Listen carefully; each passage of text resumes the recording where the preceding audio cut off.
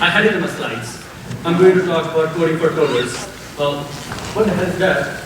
That's the first question that comes to mind. And the thing is, to talk about it a bit, I gotta talk about myself a bit more. So just like many of you, I like solving problems. During most of my internships and through the beginning of my career, I was laser focused on solving as many problems as I could. I wanted every issue with my name on it. And I guess many people think that being laser focused on solving as many problems as you can would be good for your future career. But the thing is, programming is not just about that.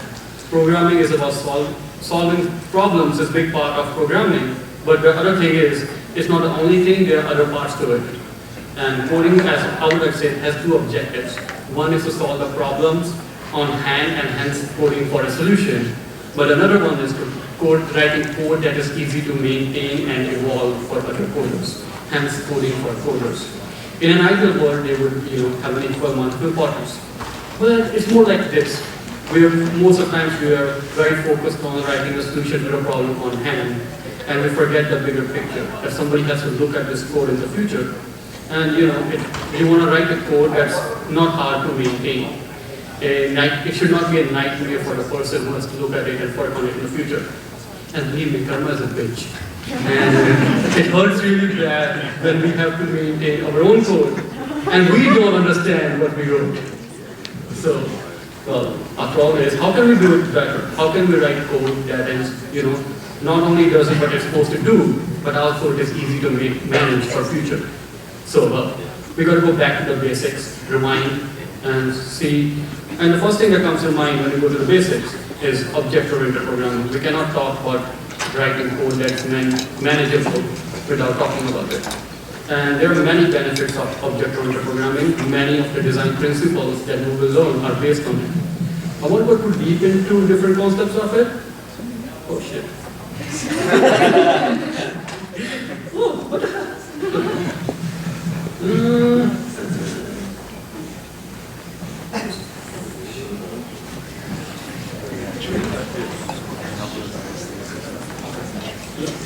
Give me a moment, sorry guys, technical shit. But you can't, yeah, okay, cool. So I won't go too deep into different concepts of object-oriented programming, but you can't talk about the software design without mentioning object-oriented programming.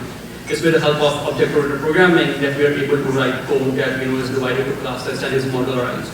And also the ability to write code that can be reused through functions, which is very important because you don't want to write same code everywhere and reuse it and then have to manage its implementation everywhere. So, but yeah, I do feel like universities do a good job of teaching you object-oriented programming. So I would not go too deep into it, and let's move to the next topic. So single responsibility principle is an important piece of puzzle when it comes to solving problems related to maintainable code. Just like object-oriented programming, single responsibility principle is taught in universities, but I think with that what happens is, sorry guys.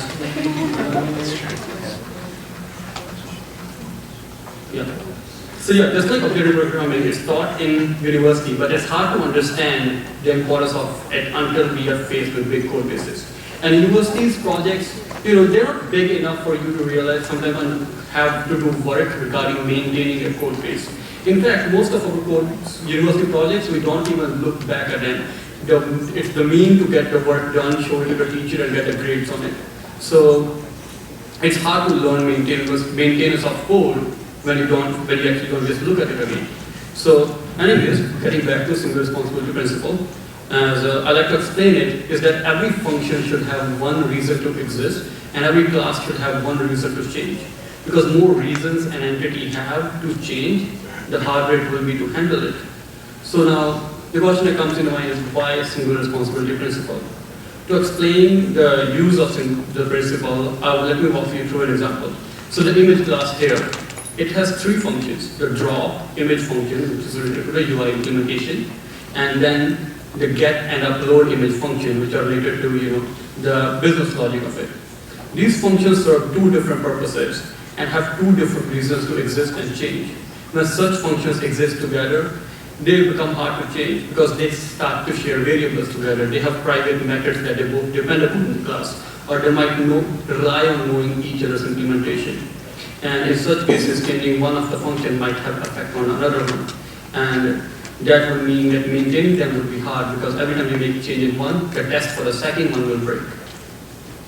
And now to solve this, we can use and make sure that changes in the UI implementation and business logic don't affect each other. We can use single responsible principle. We split the classes into two smaller classes. One that is supposed to represent the implementation of UI, and another one that is focused on the business logic.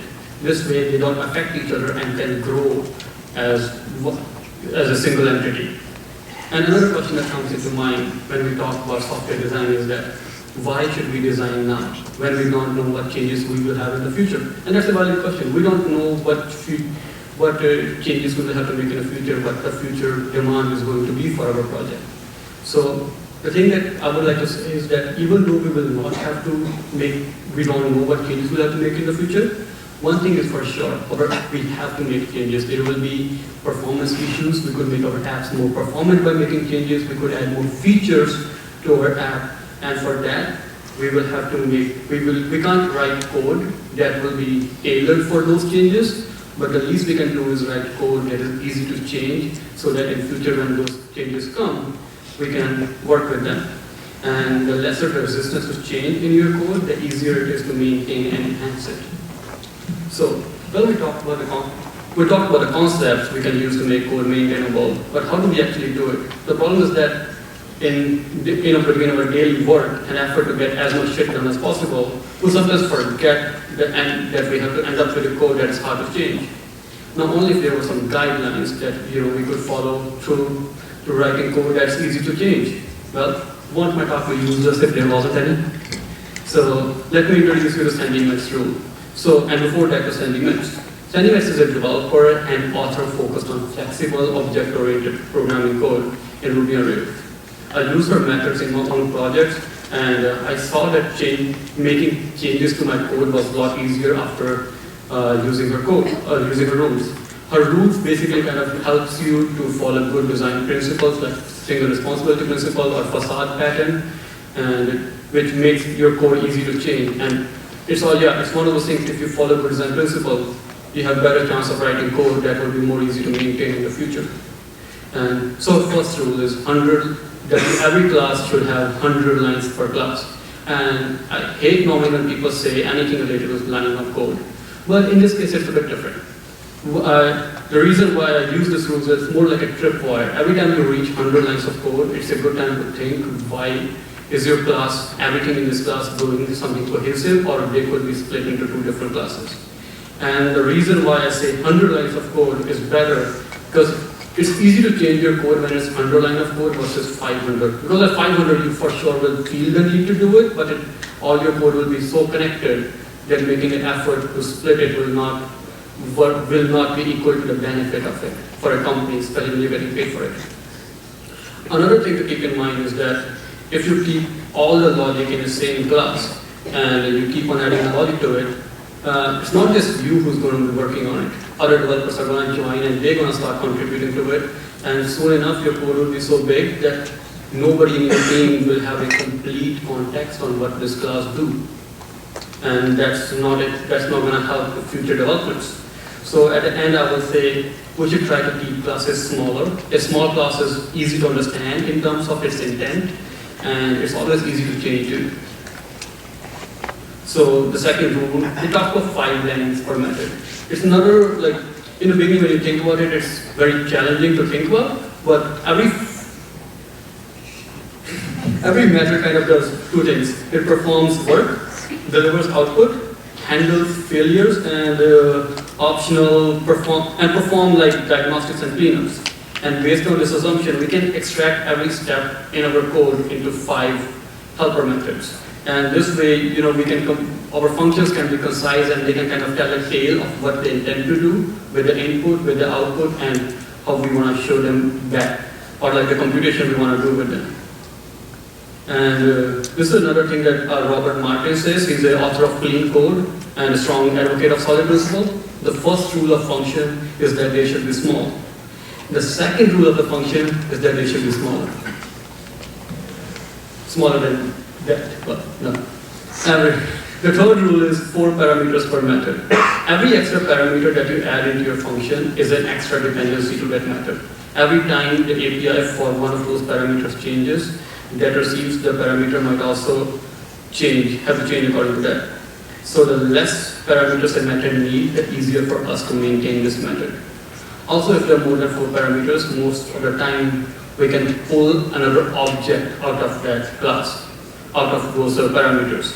So like in the above method, we have like 5 parameters for the text class. There's value, there's size, there's font, there's color, and alignment. And we can easily take out size, color, font, and alignment and make a text style class out of it. And this has its own benefit because for many cases your text value will change, but the style you want to probably going to be using the same one for many paragraphs. So following this rule leads to a new abstraction. The new abstraction consolidates code into a single place and also kind of promotes single responsibility principle as your code has a bigger meaning. Every new class has a better meaning to its existence. And the fourth rule is to have one object per view.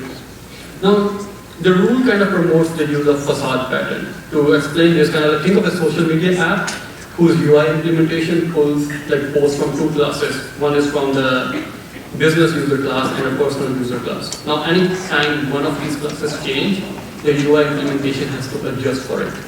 All the test cases for the UI implementation also mock these classes. So anytime one of these classes change, all your test cases for the UI has to change according to it. So, but if you follow the rule of having only one object per view, we can use a facade pattern, and the facade is basically an object that provides a simplified interface to a larger body of code. And using this facade, we can now make any changes to the business class or personal user class. And we will only have basically use facade every time some changes happens in the business user class or personal user class. We will only have to change the facade, and it will not affect the UI implementation of the app. And one important thing, like of all these changes, the rules are breakable. Like at the end of the day, there's no single pill for designing a good software, and depending on the framework you use or language you use, things might be different. And it's useful to sometimes break the rules, but as long as the intent does stay with us, that we should be writing code that other future coders can use and work towards, and that's what I go for from sentiments rule. And using these codes, especially in my own projects, have made it easy for me to change frameworks or libraries that I work with. So I hope that at least one thing that people can take from this talk is, writing code that is easy to change or easy to understand for our other people should be one of our priorities, because every app will need to change sometime in the future, and our code should be ready for it. Anyways, this was my talk. I hope you guys enjoyed it. Thanks for being an amazing audience.